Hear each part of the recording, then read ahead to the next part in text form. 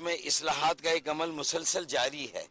تو ایک تو بات میں یہ واضح کرنا چاہتا ہوں کہ یہ اس ماضی کی ایم کیو ایم سے مختلف ایم کیو ایم ہے، اور یہاں اب ہم نے کثیر الجہتی، کثیر الاکائی، کثیر اللسانی، کثیر المذاہب، کثیر الثقافتی، یعنی ہم نے ہر مذہب، ہر مسلک اور ہر زبان بولنے والے پاکستانی شہریوں کو ایم کیو ایم میں آنے کی دعوت دی. اور یہ سلسلہ اتنی تیزی سے اس وقت جاری و ساری ہے کہ یہ جو 16 مارچ کو انتخابات ہوں گے یہ بات واضح کر دیں گے کہ ہمارا ووٹ بینک ان 85% ووٹ بینک کا حصہ ہے جنہوں نے بلدیاتی انتخابات میں ووٹ ہی نہیں ڈالا.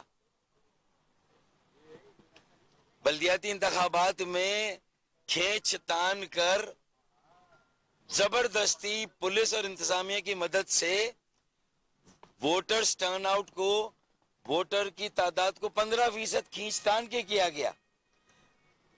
88% لوگوں نے ووٹ نہیں ڈالا. وہ 88% ووٹر انشاءاللہ تعالی اس میں سے ہم نے ایک ووٹ بینک بنایا ہے، نکالا ہے.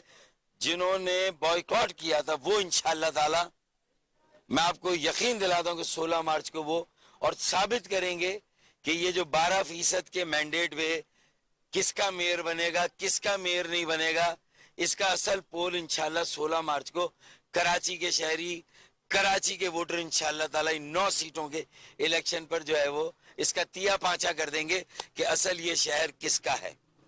تو یہ انشاءاللہ تعالی 16 مارچ کو واضح ہو جائے گا.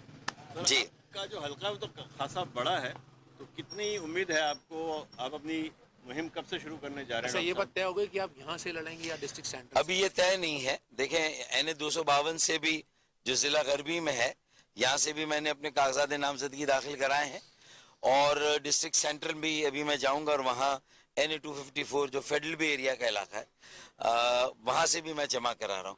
پھر مجھے شاید این 244 سے بھی جو شاید یا 243 سوسائٹی کا علاقہ ہے 44 ہاں وہاں ایسٹ سے بھی میں جمع کر رہا ہوں، پھر این 247 شاید، لیکن 2 جگہ سے تو میں کرا رہا ہوں، یہ طے ہے. تو لیکن مقصد صرف یہ ہے کہ جو ٹیم انشاءاللہ اترے گی وہ منجھے ہوئے، سمجھدار، پریزنٹیبل لوگوں کی ٹیم ہے. جو یہ 9 حلقوں میں ہم ٹیم اتار رہے ہیں، اور اس میں ہم نے کوشش کی ہے کہ ہم اپنے 40-35 سال سے کم عمر کے لوگوں کو بھی اس میں شامل کریں. اور پھر یہ اصل میں 2023 کا جو اصل الیکشن ہوگا یہ اس کی ریئل سیل، اس کی تیاری ہو رہی ہے. تو ٹریلر ہے، اصل فلم تو انشاءاللہ 2023 کے جو مین الیکشن ہوگا اس میں چلے گی انشاءاللہ. بہت شکریہ.